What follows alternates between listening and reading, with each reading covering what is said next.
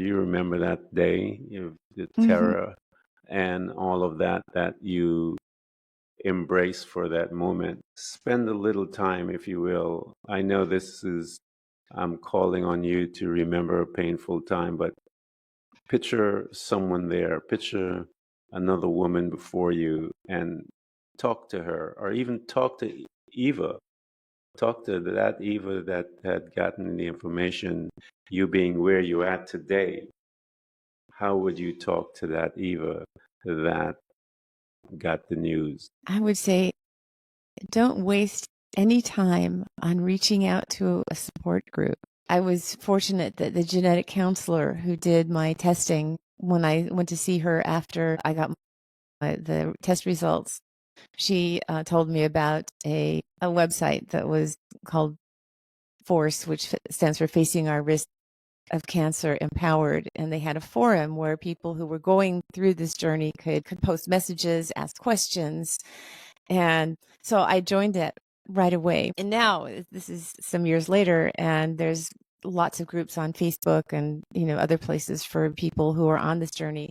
And it doesn't have to be this particular journey. Any journey that you're on that is filled with trauma and confusion and fear and doubt, there are people in the world who have been on this journey. There are very few journeys that are unknown in some way. I mean, your journey is yours uniquely, but there are people out there who have been on paths very close to yours. And it would be a gift to them to reach out because it gives them a chance to make something positive out of something traumatic in their lives. So, when you're first going into something like a support group, you feel needy and you're frequently feeling like, oh, I don't have anything to offer. I'm just going to be taking. And you don't realize what a gift it is to the people who are giving. Yeah. To be able to give you their experience and their knowledge and their support, because that helps them create meaning out of something terrible that happened in their lives. And I had to, when I was recovering from my surgeries, and all my friends wanted to bring food over, and my husband kept saying, "Oh, I can cook. We don't need them to bring food over. What are they?" I said, Yeah. "Let them bring it. Let them bring the food, because it makes them feel good." Yeah. Don't deny them the chance to be helpful, because being helpful, it just feels so good. Yeah. No one Yeah. goes away from being helpful feeling like, well, that was a waste of time. Yeah. Did So you? yeah, if you're to your all of your listeners who are at the beginning point of a trauma, you don't have to be alone. Even if you don't know anybody personally at this time, you will, because there are very few untrodden paths. Yeah, I always try to encourage people that their journey is not, they're not alone. You may perceive or think that you are, but always reach out. Don't allow shame to cause you not to reach out to others, because it is only a thought and it's a fleeting thought. Just go past that and reach out. People love to help and they would love to be a part of helping as well. So don't allow that to happen. Here you are, you've gotten the news. At that time when you received the news, was your body signaling anything that saying to you that even though they say you're positive and your percentage are high, was your body exhibiting any type of symptoms to alert you of anything like that? No, nothing. No, not Nothing? not a bit.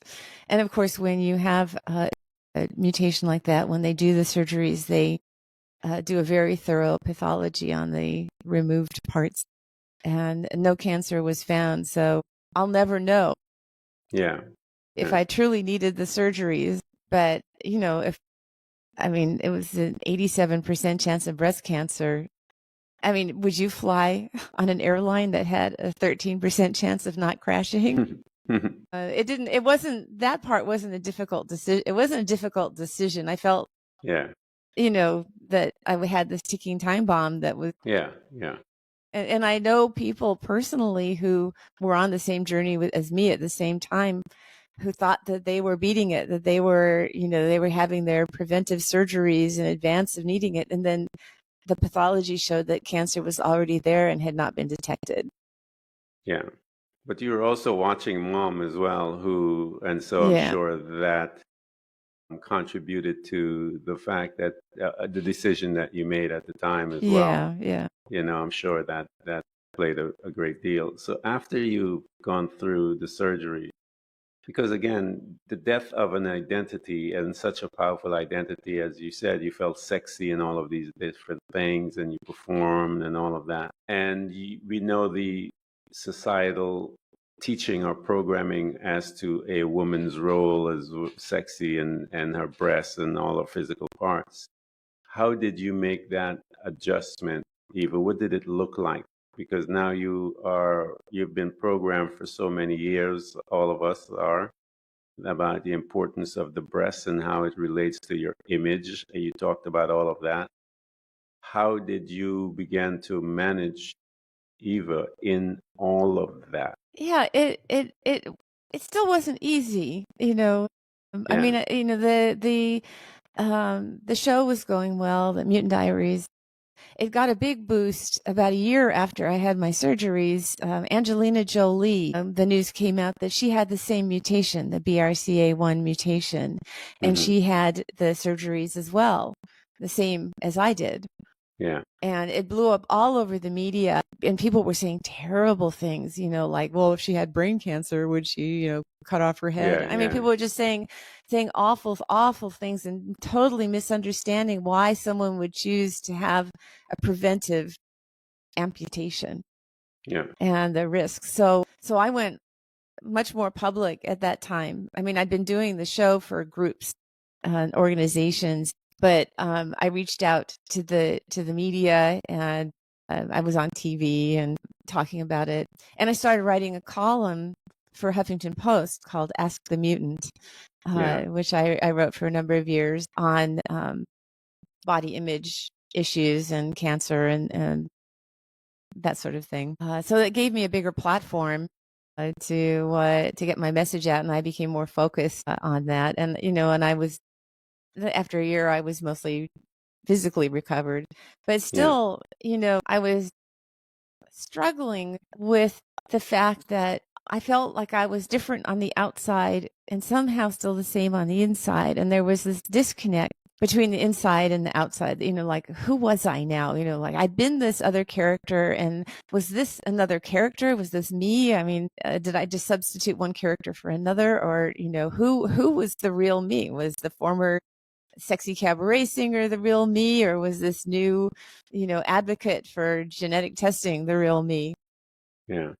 And as I always do, I turn to creativity to try and help myself answer some of these questions. I wrote a play called First You Jump, about facing life-changing decisions. This wasn't literal, it was about other characters, but facing life-changing decisions where you can't know if you're making the right decision. And once you make a decision, you can't ever know if it was the right decision or if the other choice would have been better, because that doorway is forever closed to you. And it was through one of the stories in that play that I became really interested in the character of Pinocchio. Yeah. And I know that seems a little odd, but I'll explain. I don't know if Pinocchio is really popular in Thailand, but I think he is pretty well known worldwide. But he was a little wooden boy, a little puppet Yeah. who wanted to be human, and he goes through a lot of trials and adventures. And eventually, the blue fairy comes and waves her magic wand and says, "You've earned the right to be human." And he's suddenly human, and we all assume that it was just happily ever after. He got his wish. He's the real boy, and he goes on, and everyone's happy. And I had this different perspective because I had the magic wand waved over me, and I suddenly had a different body than I had before.